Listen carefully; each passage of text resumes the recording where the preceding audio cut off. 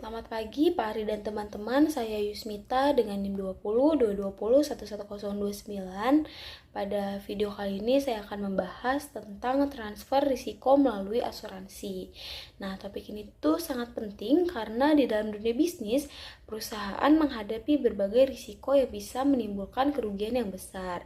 Nah, salah satu cara efektif untuk mengelola risiko tersebut adalah dengan memindahkannya atau melakukan transfer risiko kepada pihak lain, yaitu perusahaan asuransi.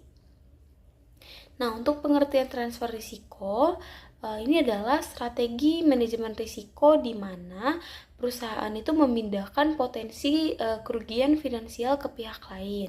Nah, biasanya itu ke perusahaan asuransi.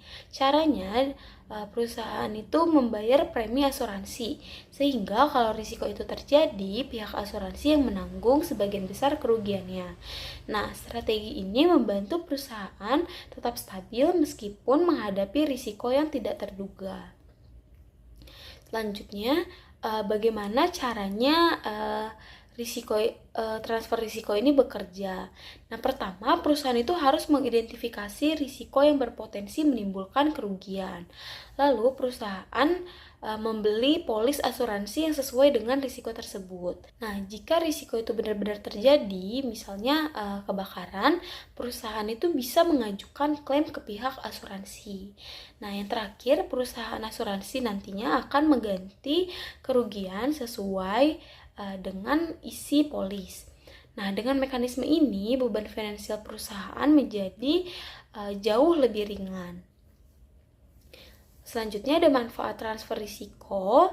Yang pertama itu adalah melindungi arus kas supaya keuangan tetap stabil, lalu menjaga kelangsungan operasional meskipun adanya musibah. Lalu yang ketiga, mengurangi dampak finansial dari risiko yang tidak terduga. Nah, dengan kata lain, asuransi ini membantu perusahaan tetap aman dari kerugian yang bisa mengganggu bisnisnya. Selanjutnya di sini ada studi kasus. Di sini ada contoh kasus sederhana di industri manufaktur.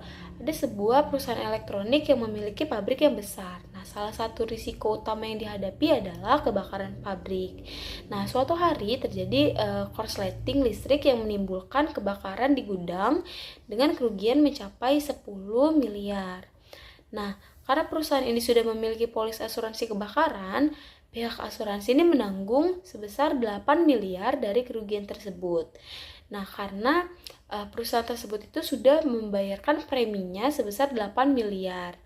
Nah, hasilnya perusahaan ini bisa melanjutkan operasi tanpa terganggu secara finansial.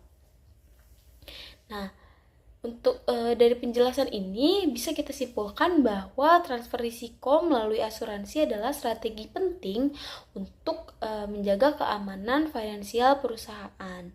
Asuransi ini membantu perusahaan bertahan dari risiko besar dan juga menjaga kelancaran bisnis.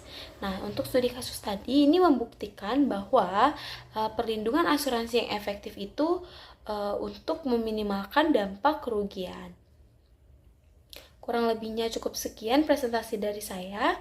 Terima kasih.